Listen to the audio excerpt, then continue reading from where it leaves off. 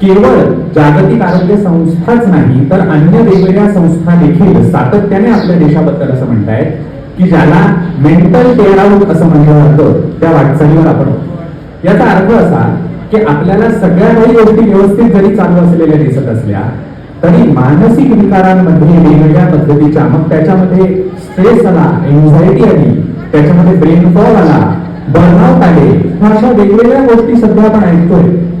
जो तो ताणतणावाखाली इथे ना तिथे वावरतोय असं आपल्याला साधारणपणे लक्षात येतं. आपल्याला आश्चर्य वाटेल पण अनेकदा आमच्याकडे ज्यावेळेला पेशंट येतात त्यातले कित्येक पेशंट चांगल्या चांगल्या पदावर कार्यरत असलेले लोक आहेत, चांगल्या मोठमोठ्या कंपनीचे सीईओ आहेत, त्यांचे पगार व्यवस्थित आहेत, उत्तम आहे, सगळं काही छान चाललेलं आहे.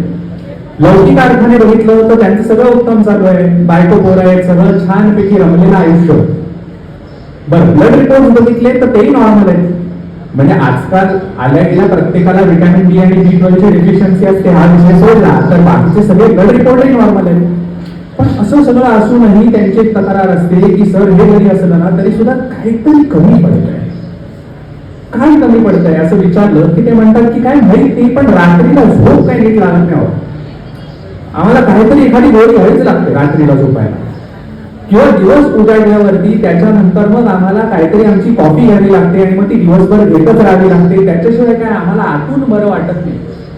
आता हे आतून बरं वाटत नाही हे नेमकं काय आहे हे आपण थोडंसं जाणून घेण्याचा प्रयत्न केला तर याचा अर्थ आपल्या मनात कुठेतरी अजूनही रिक्तता आहे. म्हणजे बाह्य जगामध्ये सगळ्या गोष्टींची पूर्तता झाली पण मनामध्ये तितकीच रिक्तता निर्माण होत चालली. मन रिकामच राहतंय एवढं सगळं करूनही, आणि मग तिथे प्रश्न असा पडतो की हे का होत आहे. त्याचं थोडंसं आपण कारण बघण्याचा प्रयत्न केला तर आपल्याला आयुर्वेद हा नेमकं काय सांगतो या सगळ्या बाबतीमध्ये जाणून घेणं फार रोचक ठरणार आहे. म्हणजे बघा, आरोग्य कशाला म्हणतात याची व्याख्या वेगवेगळ्या ठिकाणी सांगितली आहे. आयुर्वेदाने निरोगी कोणाला म्हणावं याची व्याख्या सांगितली. दोन्हीचा फरक लक्षात घ्या. आरोग्य ही गोष्ट अशी आहे की जी कालपरत्वे बदलू शकेल. निरोगी व्यक्ती ही अशी गोष्ट आहे की ज्याच्याबद्दलची परिमाणं जी सांगितली ती तशीच्या तशीच राहणार आहेत आणि ती काळाबाधित असणार आहेत. आणि मग हा विचार करत असताना आयुर्वेद काय सांगतो तर समदोष, समाग्निष्ठ, समधातू मलक्रिया, प्रसन्न आत्मेंद्रिय मनः स्वस्थ इत्यपि ध्येयते. याचा अर्थ काय झाला? कारण आजकाल आपल्याला जर्मन कळते पण संस्कृत कळत नाही अशी परिस्थिती आहे. त्याच्यामुळे थोडंसं भाषांतर करून सांगतो. समदोष, दोष याचा अर्थ शरीरामध्ये वात, पित्त, कफ हे 3 प्रकारचे दोष आहेत असं आयुर्वेद सांगतो. हे साम्यावस्थेत असले पाहिजे. समाग्निष्ठ, समधातू, अग्नी याचा अर्थ अहम वैश्वानरो भूत्वा प्राणिनां देहमाश्रिता प्राणापान समायुक्ता पचाम्यन्यं चतुर्विधम असं ते भगवंतांनी सांगितलेलं आहे. तो अग्नी आपली पचन शक्ती ही समान अवस्थेमध्ये असली पाहिजे. मग त्याच्यानंतर सांगितलेलं आहे धातू, धातूंमध्ये सांगितले तरस, रक्त, मांस, अस्थि, मज्जा, शुक्र 7 प्रकारचे धातू आयुर्वेदाने सांगितले.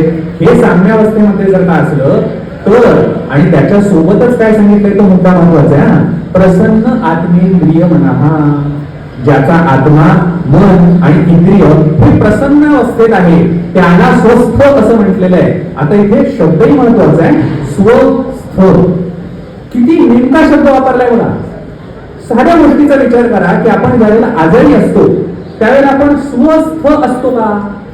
स्वस्थ याचा अर्थ स्वतःमध्ये स्थित असणं, आत्मनिर्भर असणं. आजकाल या शब्दात सांगितलं लगेच कळतं आपल्याला. तर तो आत्मनिर्भर भारत जसा असला पाहिजे तसे आत्मनिर्भर आपण स्वतः असलं पाहिजे ना, तर देश होईल.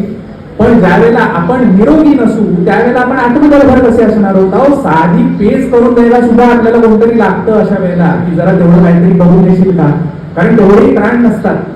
म्हणून तो सांगितलेला शब्द स्वस्थ. पण त्याच्या आधी जो सांगितलेला आहे प्रसन्न आत्मेंद्रिय मनः. आता मजेची गोष्ट अशी की आपल्याकडे अनेकदा काही जण असं म्हणतात की हा प्रसन्न आत्मेंद्रिय मनः हे एक परिमाण झालं निरोगी असल्याचं, पण तसं नाही. भारतीय शास्त्रामध्ये एक मोठी परंपरा आहे ज्याला भाष्यकारांची परंपरा असं म्हटलं जातं. याचा अर्थ ग्रंथ त्या काळात लिहिले गेले, आपण काही त्या काळात नव्हतो, मग त्याचा नेमका अर्थ काय लावायचा ह्याच्याकरता भाष्यकार असतात. आयुर्वेदामध्ये त्यांना टीकाकार असं म्हटलं जातं. टीका या शब्दाचा मराठीत आपण जसा अर्थ घेतो तसा अर्थ घ्यायचा नाही. तर त्यामुळे भाष्य याचा अर्थ टीका. ते भाष्यकार जे चक्रपाणी दत्त नावाचे तेव्हा सुश्रुत आचार्यांनी जी व्याख्या दिली आहे त्या व्याख्येच्या भाषामध्ये असं म्हणतात की प्रसन्न आत्मेंद्रिय मनः हा केवळ एक पॅरामीटर किंवा एक परिमाण नाहीये, ते च परिमाण आहे एखादा माणूस निरोगी आहे का नाही ओळखण्याचं. का बरं? कारण एखाद्या व्यक्तीमध्ये त्याचे दोष धातू मल हे समान अवस्थेमध्ये हे बघून कळेल का आपल्याला? शक्यच नाही. मग ते कसं कळेल?